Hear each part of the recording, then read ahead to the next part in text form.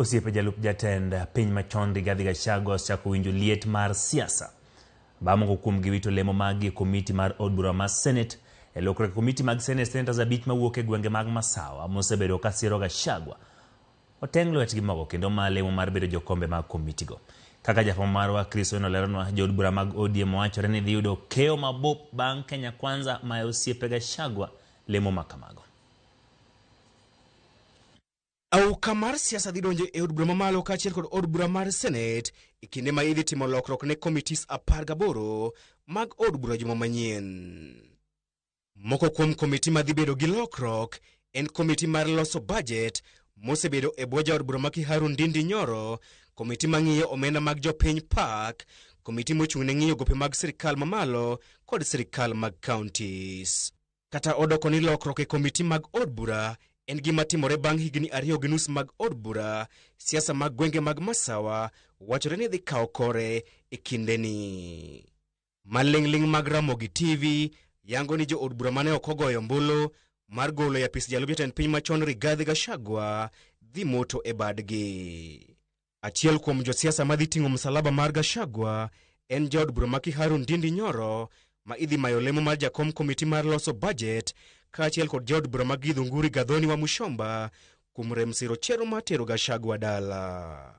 Maling'ling mar wayango ni bang' mayo Osiepe Gachagua komitis mag od bura, jo od bura mag ODM madhi keyo mabup kuom yudo lemo makamago kaka erokamano kuom reso yie ma jatend piny William Ruto nimo e kinde ng'anyo mag rowere mag Gen Z.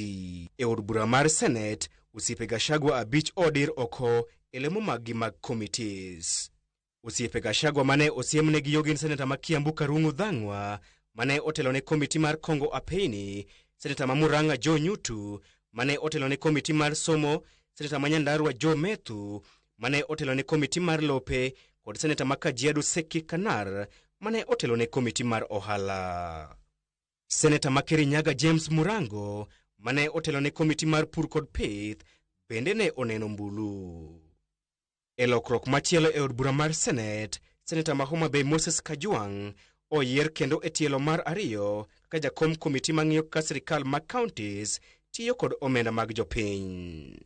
And so I will encourage very robust conversations because that's the best way for us to put the people in county governments in check. Today is not the day for long speeches.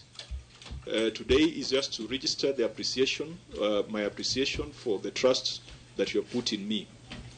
I know that the responsibility at hand is heavy. Considering the constitutional matters that have already been determined by the courts of law, time is ticking. We have 30th of March to conclude certain processes. We will have to be extremely innovative.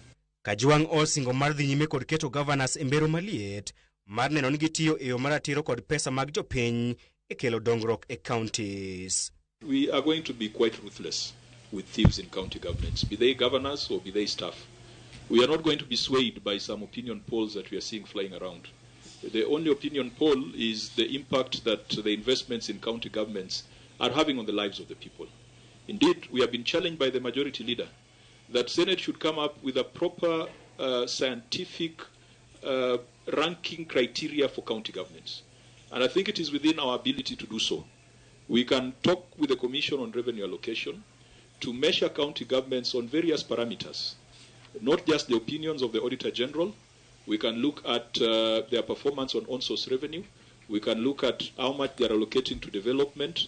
We can look at their HR practices. Liet mar siasa e od bura igeno mar idho malo e juma manyien e kinde ma jo od bura dhi yiero jokanyo kod jokombe mag komiti 18 mag od bura. Dweche 4 bang' jo od bura thicho oko jalup jatend piny machon Rigathi Gachagua, le mane olwar kuom Gachagua pod dhi nyime kod lwar kuom osiepe mage e od bura mamalo kaachiel kod od bura mar Senate. Chris Owino, Ramogi TV, Parliament Buildings, Nairobi.